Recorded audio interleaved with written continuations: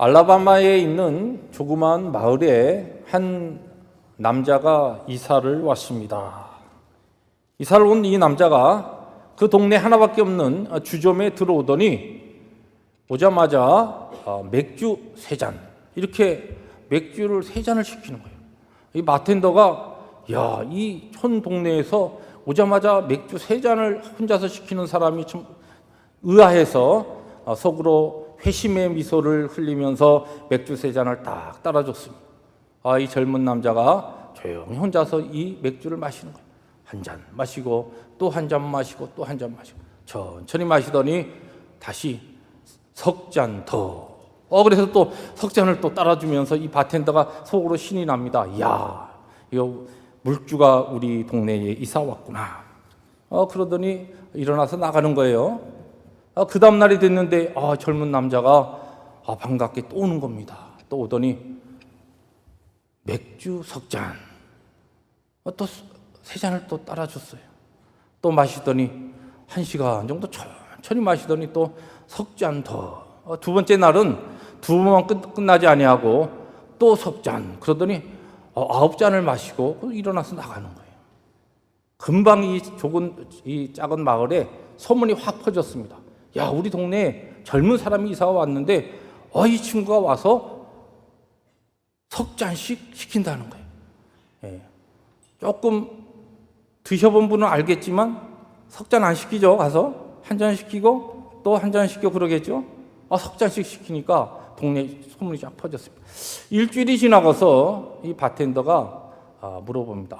손님, 기분 나쁘게 생각하지 마시고 다들 궁금해해서 그럽니다. 우리 좁은 마을에 사람들이 궁금해하는 게 있는데 왜 한 잔씩 안 시키고 왜 석 잔씩 이렇게 시킵니까? 그러니까 이 남자가 이상하죠. 사실은 저에게 두 형님이 계시는데 한 분은 LA에 사시고 포모나에 살았나 봐요. 한 분은 저 뉴욕에 사시고. 우리 세 형제가 미국에 와서 이민 와서 살고 있는데 우리가 헤어지면서 어디 가서 살든지 우리 형제의 이 우애를 돈독히 하면서 꼭 술을 마실 때 3잔씩 시켜서 먹으면서 우리 형제를 서로 기억하자, 이렇게 약속을 했기 때문에 저는 꼭 3잔씩 시켜 먹습니다. 그렇구나. 이 바텐더도 감동을 받고 이 또 조금 마을의 사람들이 전부 이 소문을 듣고 감동을 받은 거예요.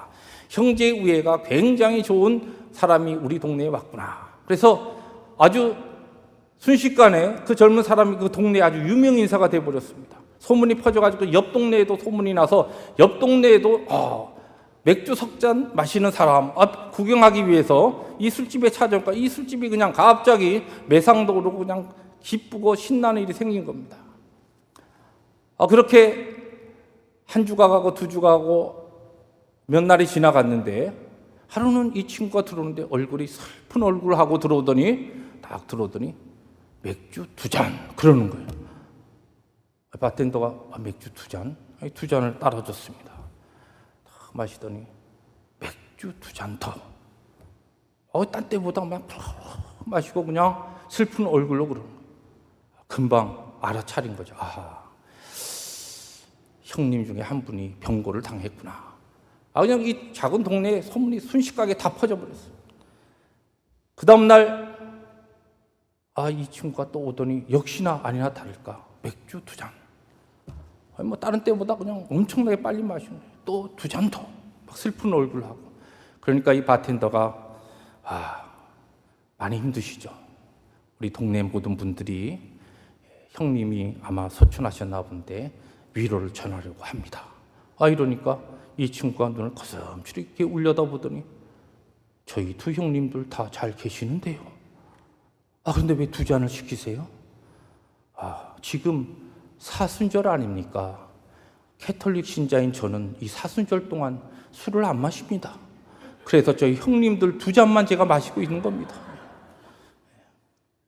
사순절을 지나고 있는데 어떻게 지내십니까? 2잔씩만 드십니까? 2015년 사순절을 시작하면서 벌써 딱 반이 지나고 이제 3주 남았습니다. 3주가 훌쩍 지나버렸는데 다른 때는 제가 사순절이 시작되면은 교회 목회 단상회 그리고 교회적으로 여러 가지로 사순절이 어떻게 우리 앞서 십자가의 길을 가신 주님의 그 길을 묵상하면서 어떠한 마음으로 신앙적으로 경건하게 지낼 것인가라고 하는 것을 항상 나누는데, 올해는 제가 전혀 그와 같은 내용을 나누지 않았더니 3주 지나는 동안, 이 반이 벌써 지나는데 교회 분위기가 뭐 사순절인지 아니면 성탄절인지 이 구분이 되지 않도록 전혀 기도의 자리에 더 오시는 분들도 없고, 출석이 특별히 달라지는 것도 없고, 특별히 뭐 경건의 훈련을 하느라고 하나님 앞에서 그와 같은 열심히 있는 모습이 전혀 교회에 나타나지 않아서, 오늘은 특별히 이 사순절 남은 3주간이라도 우리가 어떠한 영적 자세와 신앙의 모습을 가지고 이 사순절을 지내야 될 것인가라고 하는 것을 함께 나누기 위해서 오늘 우리가 읽은 본문 말씀 민수기 6장 1절부터 8절을 중심으로 나시린의 세 가지 규례라고 하는 이와 같은 제목으로 말씀을 나누려고 합니다.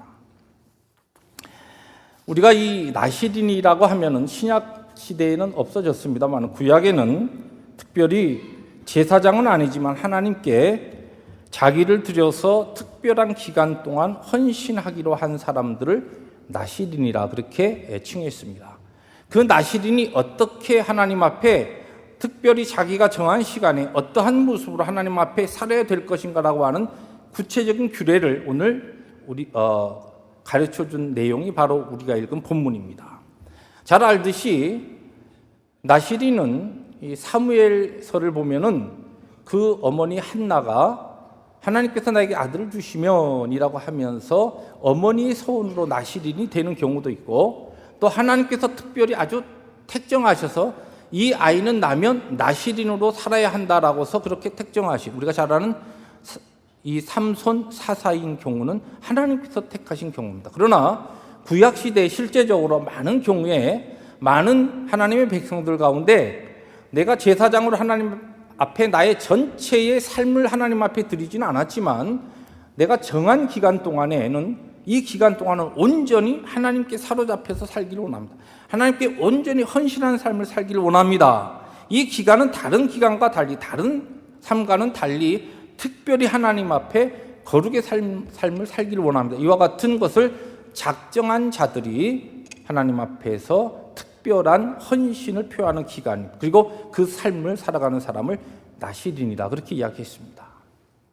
오늘 우리가 이 크리스찬으로서, 하나님의 백성으로서 우리의 전체적인 삶이 예수 그리스도께서 나의 주인이 되시고 성령 하나님께서 지난주에 나눈 것처럼 나를 도우시는 보혜사가 되셔서 성령 충만한 가운데 하나님의 인도하심의 그 길을 따라서 어떻게 보면 우리의 삶이 전체가 하나님 앞에 드려진, 또 왕같은 제사장으로 오늘 우리들이 살지만, 이 특별히 우리가 교회력을 따라서 주님께서 우리를 위해서 십자가를 지신 그 고난의 길을 묵상하는 이 사순절 기간 동안은 어떻게 이 기간이 특별히 다른 때보다도 하나님 앞에서 내가 다른 모습으로 조금 더 하나님 앞에 신앙적으로 준비되고 깨어있는 모습으로 하나님 앞에 살아가야 될 것인가라고 하는 것을 우리들이 배우기 위하여서 이미 신약시대에서는 없어졌지만 나시린에 대한 하나님께서 가르치신 이 중요한 규례와 정신을 통하여서 남은 3주 동안은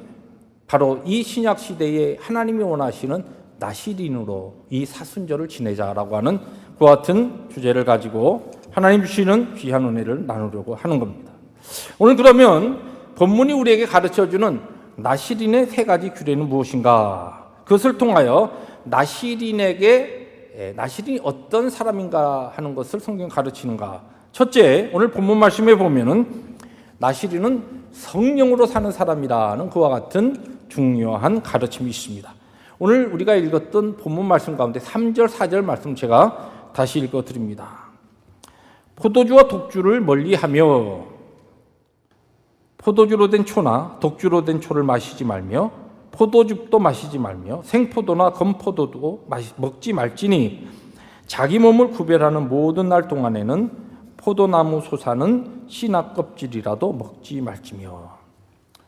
오늘 이 본문은 나시린이 되려고 한다면, 나시린으로 헌신하여 하나님 앞에 그렇게 살기를 원하면 술 취하지 말라는 것이에요. 그리고 술과 관계된 술에 지배받는 삶에서 성령의 지배를 받는, 술의 힘이 아니라 성령의 힘과 능력으로 사는 사람이 돼야 되는데, 그러기 위해서는 아예 다른 성령이 아닌 다른 힘으로 살아가는 것 같은 삶의 가능성과 모든 것들을 아예 싹을 잘라버리라는 겁니다. 여기 보면은 아니 독주나 술 취하지 말고 그와 같은 뭐 포도주를 마시지 말라, 이건 이해가 되지만 술 취하지 않는 건 중요한데 아니 무슨 포도주도 그리고 건포도도 못 먹게 하고 아니 또 생포도도 못 먹게 하고 보면 또 씨도 못 먹게 하고 이건 너무한 게 아닌가. 특별히 이 규례는 하나님 앞에 온전히 성령에 사로잡혀 살아가는 나시린이 되기 위해서는 다른 우리에게 성령 외에, 성령 하나님이 주시는 힘과 능력 외에 다른 힘과 능력으로 사는 그 모든 가능성을 아예 우리의 삶 가운데 철저하게 차단하라는 뜻입니다.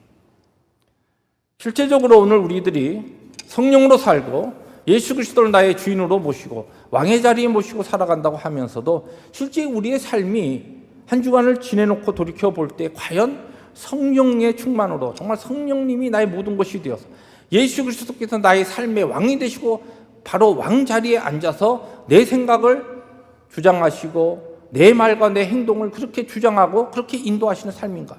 그렇지 못하다는 겁니다.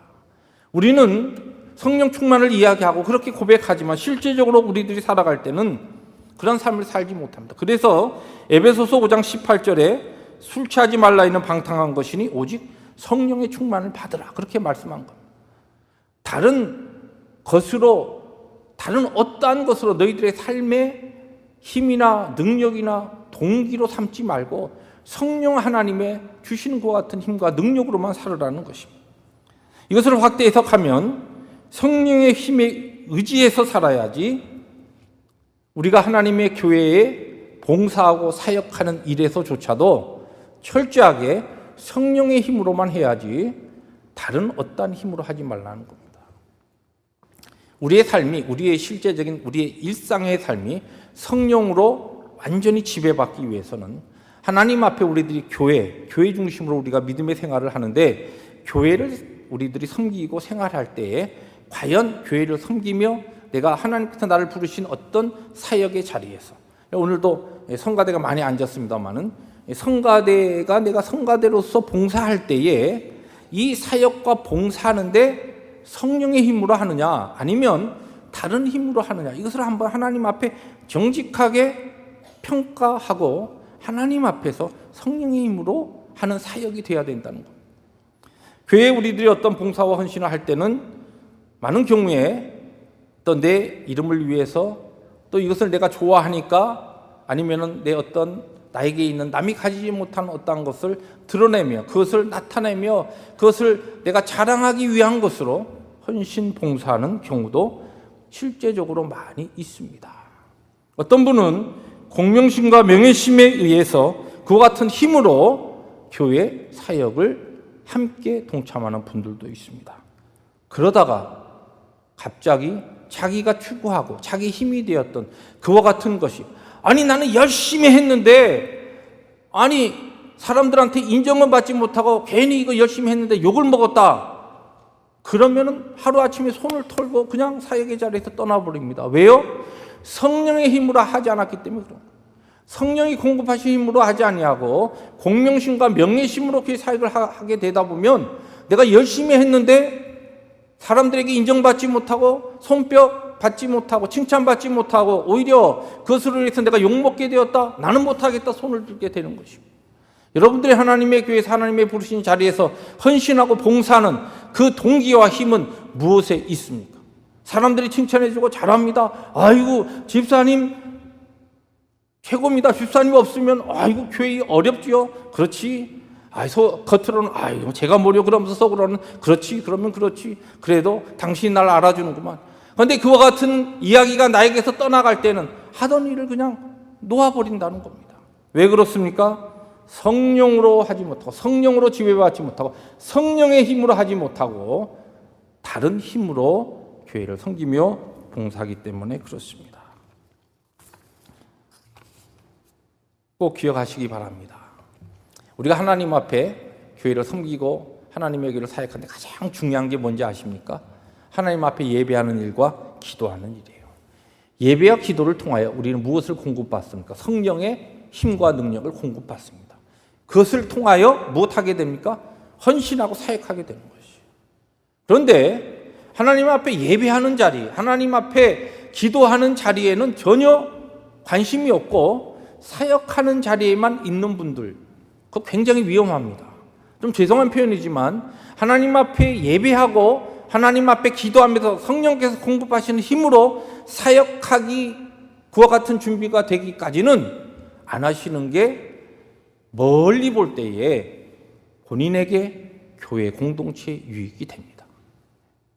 기도도 하지 아니하고 하나님 앞에 예배하는 것도 마음껏 내 형편과 처지에 따라 마음껏 그렇게 애누리하면서 어떻게 주님의 교회 봉사와 사역을 하십니까? 그것은 뭐 좋은 면에서는 책임감이 될 수 있지만 그것은 실제적으로 하나님께서 받으시는 것 같은 헌신과 봉사가 아니라는 말씀입니다. 여러분 특별히 교회나 또는 목장 또 여러분 선교회에서 일하실 때 봉사하실 때도 주의하셔야 됩니다. 성령께서 공급하신 힘으로 하지 아니하면 많은 경우에 그런 사역을 할 때 인간관계로 많은 현대 크리스찬들이 사역합니다. 이 사람들이 나와 관계, 이 사람 나하고 친하니까 거기에 들어가서 같이 힘이 돼갖고 일을 합니다. 열심히 하는 거예요. 이 사람이 꼭 내 옆에 있어야지 일도 할 만하고 일이 됩니다. 성령의 힘과는 전혀 관계없어요. 그러다가 갑자기 하나님께서 우리를 훈련시키시기 위해서 그 사람과의 관계를 어렵게 하시든지 관계가 깨지게 하시든지 또 관계할 수 없는 그와 같은 나 홀로만의 그와 같은 시츄에이션 하나님이 만들어버리시고 그러면 어떻게 하시겠어요? 그 관계를 통하여서 사람의 힘으로 일하다가 그 사람들이 박수 쳐주고 그 사람들이 인정해주고 하니까 열심히 하다가 그 사람들이 내 곁을 떠날 때 그 사람들이 날 인정해주지 아니할 때 어떤 경우에는 그 사람과의 관계가 어려워질 때 그럴 때는 목사님 제가 교회 일 하다가 지쳤습니다. 사람들 때문에 상처받았습니다. 쉬겠습니다. 쉬는 것으로 끝나지 않고 어떻게 됩니까? 아주 푹 쉬십니다. 왜 그런 것이 나타납니까? 성령으로 하지 아니하고 성령의 힘으로 하지 아니하고 다른 힘으로 하기 때문에 그렇습니다. 이 사순절 동안 사랑하는 성도 여러분, 여러분들이 어떠한 자리에 하나님에게 어떠한 헌신과 봉사를 하든지 성령께서 주시는 힘과 능력으로 하시기 바랍니다. 그러기 위하여 다른 때보다도 성령이 공급하신 성령의 능력이 나에게 주어지는 말씀과 기도 생활 가운데 힘을 내셔야 됩니다. 그래야만이 성령께서 주시는 그 능력 가지고 우리들이 살아갈 수 있고 사역할 수가 있는 것입니다. 두 번째로 나시리는 어떤 사람이었는가? 오늘 본문 말씀해 보니까 구별된 사람이었다는 것을 가르쳐 줍니다. 오늘 5절 말씀, 본문 말씀 제가 다시 읽어드립니다. 그 서원을 하고 구별하는 모든 날 동안은 삭도를 절대로 그의 머리에 대지 말 것이라. 자기 몸을 구별하여 여호와께 드리는 날이 차기까지 그는 거룩한즉 그의 머리털을 길게 자라게 할 것이며. 여기 머리를 자르지 말라는 거예요. 나시리는 하나님께서 내신 규례입니다. 머리 자르지 말라. 그냥 길러라는 것이요. 이건 무슨 얘기냐면 머리를 기르면서 자기의 정체성, 내가 어떠한 존재인가, 내가 지금 이 기간 동안은 하나님 앞에 온전히 구별된 존재라고 하는 자기 정체성, 아이덴티티를 확인하라는 것이요. 머리를 기르는 이 일을 통하여서 머리를 자르지 않으면서 다른 머리 짧은 사람들 이렇게 보면서 나는 지금 이 기간이 하나님께 온전히 바쳐진 구별된 사람이다라고 하는 것을 자기도 알고 다른 사람도 그것을 보고 알게 되는 것이에요.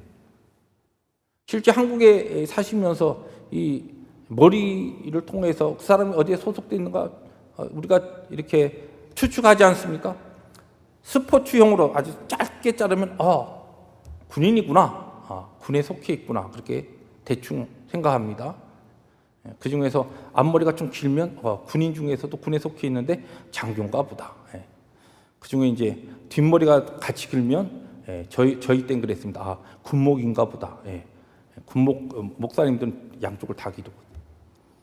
그런데 어떤 사람을 봤는데 그냥 백호로 빡빡 밀었다. 그러면 어떻게 됩니까? 절에 속해 있구나. 그 사람은. 그렇게 우리가 다 머리 보서 아는 거예요. 이 지금 머리를 기르라라고 하는 것은 그냥 폼 잡으러 기르라는 거 아니에요. 머리를 기르면서 다른 그 하나님의 백성 유대인들과 다른 그의 모습을 통해서 하나님 앞에서 나의 정체성을 확인하고 내가 어떻게 살아야 될 것인가, 어떻게 구별된 자로 살 것인가라고 하는 것을 확인하고 그렇게 살아가라는 뜻이에요. 우리가 하나님 앞에서 이 사순절을 나시린으로 살기 위해서는 하나님 앞에 그와 같은 우리의 구별된 삶이 필요하다는 겁니다. 여러분, 세상 사람과 우리가 구별됐다는 것이 어떤 면에서 구별됐다고 이야기합니까? 고린도전서 1장에 보면 사도 바울이 교회를 이야기하면서 에클레시아라고 하는 그와 같은 표현을 쓰는데 이것은 세상으로부터 불러내었다라고 하는 뜻입니다. 우리는 세상으로부터 구별되어서 그렇게 하나님께로부터 따로 떼어놓은 존재입니다. 그러니까 세상과는 구분되고 무엇인가 달라야 한다는 겁니다. 근데 실제적으로 교회 나오시고 주일날 되면 하나님 앞에 나와서 예배 참석하고 이것 외에 실제적으로 우리가 본질적으로 하나님을 알지 못하는 자들과 교회가 구별된 모습이 무엇인가? 여러분들이 잊어버릴만 하면 제가 이 도표를 가끔 보여드립니다. 하나님께서 우리 인생을 창조하셨을 때 창조의 질서가 어떤 모습이었냐면은 사람은 이 가운데 사람이 여러분입니다. 구원받은 우리, 구별된 우리들은 위로 하나님을 사랑하고 공경하며 살게 하나님께서 그렇게 만드셨어요. 그리고 우리의 주위에 허락하신 하나님의 형상을 닮은 사람들을 함께 사랑하며 섬기며 그렇게 우리들로 하여금 살게 하셨습니다. 그 삶을 위해서 하나님께서 우리에게 무엇을 주셨냐면 만물을 주시고 만물을 사용하라는 것이에요. 다스리라고 하는 것이에요. 이 다스리라는 것은 내 마음대로 이 만물을 컨트롤하라는 겁니다. 내가 이 만물을 지배해야 됩니다. 오늘 이 마지막 시대에 우리에게 있어서 만물을 대표하는 것이 무엇입니까? 돈입니다. 믿는 자에게 있어서는 하나님 우리에게 주신 이 물질과 돈을 내가 하나님의 청지기로서 하나님의 영광을 위하여 그리고 이웃들을 사랑하기 위해서 다스릴 줄 알아야 됩니다. 내가 하나님의 영광, 사람을 사랑하기 위해서 살아가야 되겠다고 하는 이 삶의 분명한 목적을 우리들이 삶에 정해놓고 이 삶을 위해서 만물을 우리들이 다스리고 내 마음대로 컨트롤하는 거예요. 그런데 죄가 들어오면서 이것이 어떻게 뒤집어져 버렸냐면 죄된 인생들은 그렇게 살지 못합니다. 죄가 들어오니까 사람은 자기 자신이 주인이 되고 왕이 되어버립니다. 그러면서 마음껏 다스리라고 우리에게 허락하신 만물을 사람들이 숭배하기 시작합니다. 그것이 내일의 나의 안전을 보장하는 것이요, 나에게 있어서 나의 모든 것을 보장해주는 바로 하나님 대신의 하나님입니다. 신이라는 것입니다. 오늘 이 시대에 실제적으로 하나님 떠난 사람들, 여러분 특징이 뭔지 아셔요? 돈이 최고입니다. 아무리 좋은 인간관계 이렇게 하다가도 돈 문제 탁 들어오고 나면은 완전히 깨져버립니다. 왜 그래요? 돈이 그들에게 신이기 때문에 그렇습니다. 그리고 그 돈을 취하고 그 돈의 안전을 내가 확보하기 위해서 누구를 사용합니까? 누구를 씁니까? 내 마음대로 사람들을 사용하기 원하고 사람들을 이용하고 하나님조차도 이용하고 사용하려고 합니다. 이것이 죄된 인생의 모습입니다. 하나님께서는 예수 그리스도를 통하여 십자가의 보혈로 우리에게 새로운 생명으로 태어나게 하시고 원래 창조 질서인 그와 같은 모습으로 우리를 회복시켜 주셨습니다. 바로 그 모습으로 우리들이 살아가는 것이 이 죄된 인생으로 살아가는 이 시대에 모든 하나님을 알지 못하는 사람들과 구분된 삶입니다. 여러분, 예수 믿는 사람이 주일날 교회 다니고 특별히 예수 모르는 사람, 하나님 경외하지 않는 사람과 다른 어떠한 삶에서 표현되는 것, 여러분 그게 중요한 게 아닙니다. 우리의 삶의 실제적인 삶의 하나님 앞에서의 고백과 우리의 삶의 기본적인 삶의 방향 그리고 삶의 철학이 어떻게 되어져 있느냐, 이것이 중요한 겁니다. 오늘 이 시대에 많은 크리스찬들이 하나님께서 정말 원하신 구별된 삶, 세상과는 다른 그 같은 삶의 모습을 잃어버리고 신앙인이고 크리스찬이라고 하면서도 만물을 내일의 안전으로 착각하고 그것을 얻기 위하여서 힘쓰고 애쓰면서 때에 따라서 그것이 충당되지 않을 때 사람조차도 속이고 사람조차도 배반하고 하나님도 적당히 그냥 한쪽으로 밀어가면서 살아가는 시대가 이 시대에 타락한 인생들의 모습이요, 바로 성령의 능력을 잃어버린 이 시대의 크리스찬의 모습입니다. 오늘 여러분들은 어떠한 구별된 모습으로 살고 있습니까?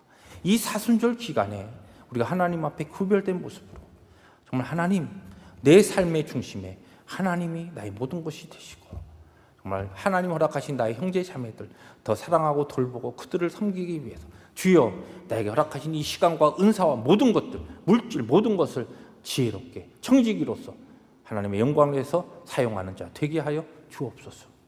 이것이 사순절을 지내는 우리들의 삶의 모습이야 하고 우리들의 오늘 하나님께서 이 시대에 요구하시는 나시린의 모습인 것입니다.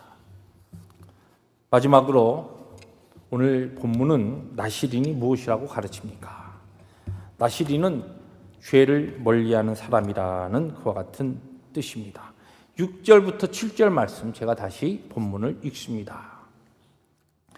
자기 몸을 구별하여 여호와께 드리는 모든 날 동안은 시체를 가까이 하지 말 것이요 그 부모 형제 자매가 죽은 때라도 그로 인하여 몸을 더럽히지 말 것이니 이는 자기 몸을 구별하여 하나님께 드리는 표가 그 머리에 있습니다. 우리가 잘 알듯이 모든 생명에는 하나님의 영광이 반영되어 있습니다.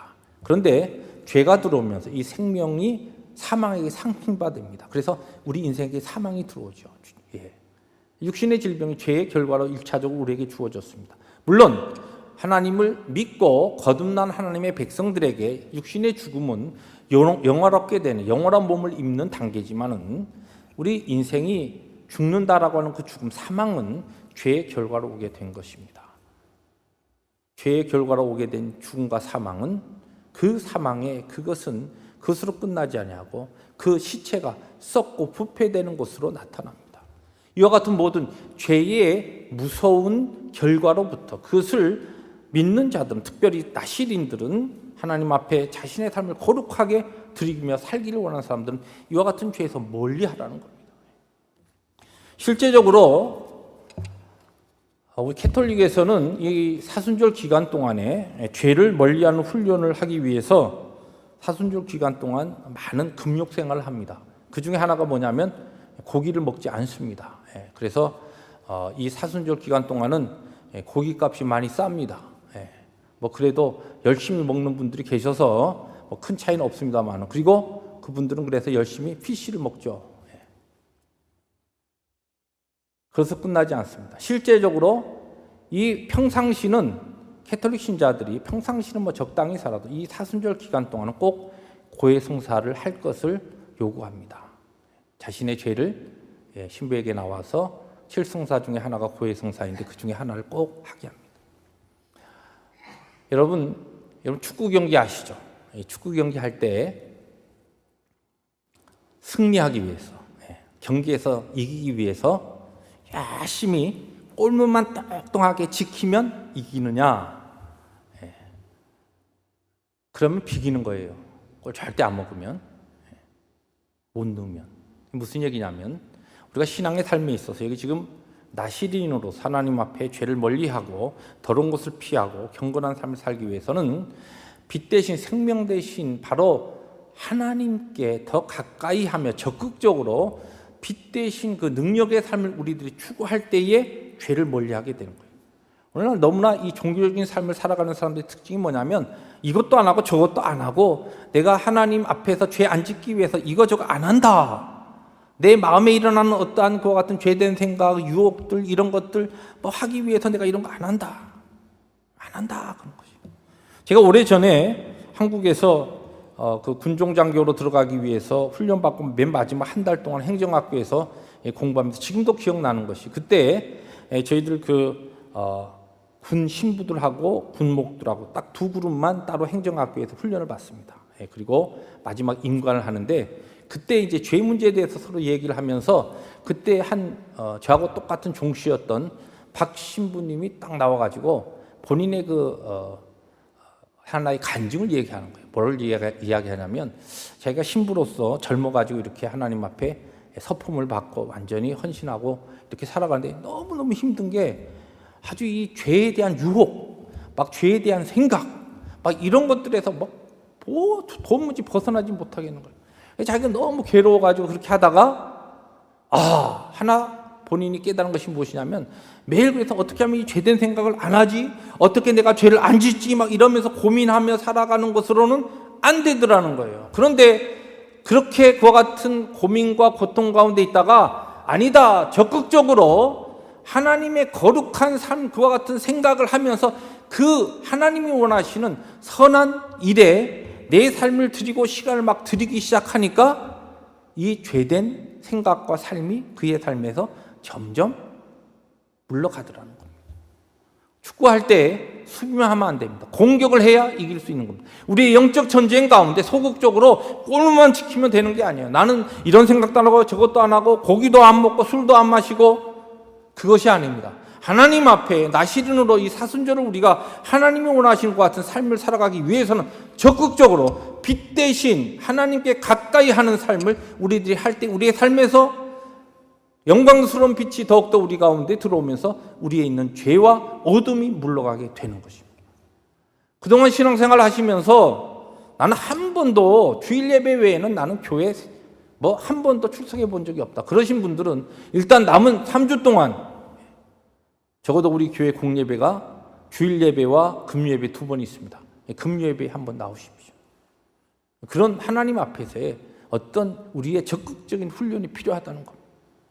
나는 공예배 외에는 새벽기도, 나는 체질이 안 돼서 새벽기도 나가는 사람 참 대단해. 이렇게 생각하시는 분은 새벽기도 한번 나와보세요. 새벽기도 한 번 정도 나오시면 한 2번 나오십시오. 적극적으로 빛 대신 하나님과 가까이 하는 적극적인 나의 헌신의 삶을 살아갈 때에 그전에 경험하지 못했던 하나님의 놀라운 역사가 내 삶에 뿌리 박혀 있는 어둠과 죄의 뿌리들이 서서히 흔들리기 시작합니다. 어둠이 물러가기 시작합니다. 나신으로 살아가는 그 능력된 삶이 우리에게 찾아오게 되는 것입니다. 사랑하는 성도 여러분, 부활주일 2015년 부활주일이 딱 3주 남았습니다. 부활이라고 하는 것은 죽었다 다시 살아나는 것이죠. 너무 부활절에 대해서 너무 많이 들어서 감격도 없고 별로 깨달음도 없고 죽었다 다시 살아나는 것이죠 하는데 여러분들의 얼굴의 표정 가운데는 전혀 변화가 일어나지 않습니다. 왜냐하면 부활의 능력과 그 놀라운 그 소식에 대한 감격이 없기 때문에 그렇습니다. 여러분 한번 생각해 보세요. 여러분 주위에 정말 사랑하던 사람, 정말 가까이 하던 분 중에 하나님의 부르심을 받아서 죽었는데 다시 살아났다는 소식을 들었을 때 여러분 어떠하겠어요? 그 감격과 그 감동이 어떠하겠습니까? 가만히 있겠어요? 여러분 평상시 같이 살 수 있겠어요?